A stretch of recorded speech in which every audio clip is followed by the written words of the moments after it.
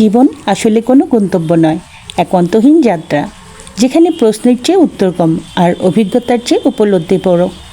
Hello everyone, আসসালামু আলাইকুম। কী অবস্থা সবার, কেমন আছেন?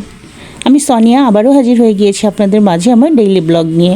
যেমনটি বলছিলাম, আমাদের জীবনে আসলে প্রশ্নের কোনো শেষ নেই, কিন্তু সব প্রশ্নের কিন্তু উত্তর আমরা আসলে পাই না। জীবনটা মনে হয় এমনই, সব কিছুর উত্তর আসলে পাওয়া যায় না, আর সব কিছু আসলে ভাগ্যেও থাকে না। আমরা অনেক কিছু আশা করি, অনেক কিছু চেয়ে থাকি জীবনে, অনেক স্বপ্ন দেখি, কিন্তু আসলে সব কিছু ভাগ্যে থাকে না এবং সব কিছু পাওয়াও যায় না। তবে আমি মনে করি সব কিছু পাওয়ার মধ্যেই সুখ নয়, কিছু সুখ না পাওয়ার মধ্যেও আছে। সব কিছু সৃষ্টিকর্তার ইচ্ছেতেই হয় এবং যা হয় এবং ভালোর জন্যই হয়, অবশ্যই আমি এটা বিশ্বাস করি। অনেক জ্ঞানী জ্ঞানী কথা বলে ফেললাম আপনাদের সাথে। এবার চলুন ভিডিওতে ফিরে আসা যাক। আম্মুকে নিয়ে একটা জরুরি কাজের জন্য চলে যাচ্ছি মেট্রোতে করে। তো সেখান থেকে কাজটা সেরে বাসায় চলে এসেছি, কারণ রান্নাবান্না করব। তো শুরুতেই বাসায় এসে হালকা পাতলা একটু খাওয়া দাওয়া করে নিয়েছি, কারণ সকালে নাস্তা করা হয়েছিল না। তারপর দুপুরের জন্য রান্নাবান্না করব, তাই দেরি হয়ে গিয়েছে, ভাবলাম একটু শর্টকাট কিছু রান্না করে ফেলি। তো ভেবেছি ডিম রান্না করব, আর সাথে একটু ডাল রান্না করব, আর অন্য কিছু কি রান্না করব সেটা ভেবে দেখব।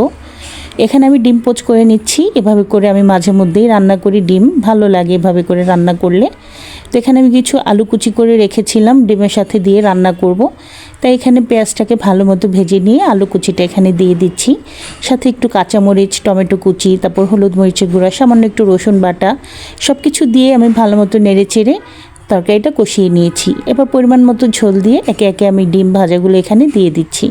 আমার বাচ্চারা ডিম আর ডাল হলে ওদের আর কোনো কিছুই লাগে না, ওদেরকে জিজ্ঞেস করেই রান্না বসিয়েছি। জিজ্ঞেস করেছি তোমরা কি খেতে চাও, ওরা তো আসলে মাছ খুব একটা পছন্দ করে না, তাই বললো যে আম্মু ডিম আর ডাল রান্না করো।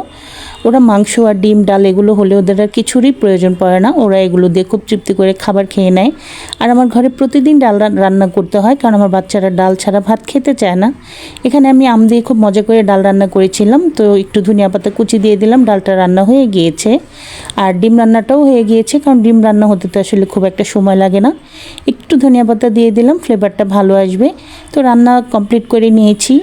তারপর বিকেলে খাওয়া দাওয়া করে একটু রেস্ট করার পরে বিকেলবেলা একটু কাজ করছিলাম ঘরে, কারণ আমার কিছু মাসিক সদাই আনা হয়েছিল। আমি প্রতি মাসে চেষ্টা করি মুদির যেই সদাইটা আছে সেটা আমি একসাথে নিয়ে আসার, তাহলে হয় কি প্রতিদিন আর বাজার করার একটা যে হ্যাসেল সেটা পোহাতে হয় না। তো এখানে আমার যাবতীয় যা কিছু প্রয়োজন পুরো মাসের জন্য সব কিছুই আমি নিয়ে এসেছি। এখানে গুঁড়ো দুধ, লাচ্ছা সেমাই, পাস্তা, সস, সাবান, শ্যাম্পু, ডাল, আলু, পেঁয়াজ, আদা, রসুন, এভরিথিং। একটা সংসারে যা কিছু প্রয়োজন হয় মাসিক বাজার হিসেবে সব কিছুই নিয়ে আসা হয়েছে। এখানে মসুর ডাল, অ্যাঙ্কার ডাল, বিভিন্ন রকমের ডাল আমি প্রতি মাসেই এনে থাকি।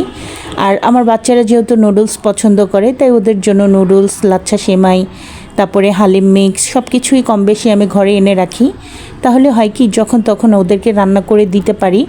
আর যেহেতু আমার বড় ছেলেটা মাদ্রাসায় পড়ে, ও প্রতিদিন বিকেলে বাসায় আসে নাস্তা করার জন্য, তাই ঘরে সব কিছু রেডি থাকলে ওকে ঝটপট একটা নাস্তা আমি তৈরি করে দিতে পারি। সব কিছু গোছানোর জন্য এখানে আমি প্রতিটা জিনিস নিয়ে বসেছি, যেটা যেখানে যেভাবে রাখার সব কিছু গুছিয়ে রেখে দিব। এরই মধ্যে ছোট ছেলে পাশে এসে বসে বলছে যে আম্মু আমিও তোমাকে হেল্প করব। তো বাচ্চা মানুষ আসলে ও তো সেভাবে পারে না, কিন্তু ওর আগ্রহ দেখে আমার কাছে ভালো লাগে। আর আমার এই ছেলেটা আমাকে সব কাজেই হেল্প করতে চায়, এই বিষয়টা আমার কাছে অন্যরকম ভালো লাগে। যাই হোক, মাশাল্লাহ আমার ছেলেটা আসলেই খুব লক্ষ্মী, ওর জন্য মন থেকে দোয়া করি সব সময়। তো ওকেও কিছু কাজ দিয়েছিলাম গোছানোর জন্য, সাথে আমিও গুছিয়ে নিচ্ছিলাম। মা ছেলে মিলে বেশ অনেকটা সময় ধরে এগুলো গুছিয়ে নিয়েছি। অনেক সময় লেগে যায় যখন মাসিক সদাইগুলো আনা হয়, আর এগুলো প্রসেসিং করে রেখে দিতে অনেকটা সময় আমার লেগে যায়। এজন্য একটু রাতের বেলা বসি, কারণ রাতের দিকে আমার কাজ একটু কম থাকে। সারাদিন তো আসলে নানা রকম কাজে ব্যস্ত থাকি, তাই অনেক কিছুই হয়ে ওঠে না, এই আর কি।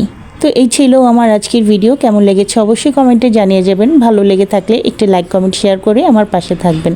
দেখা হচ্ছে নেক্সট ভিডিওতে। টাটা।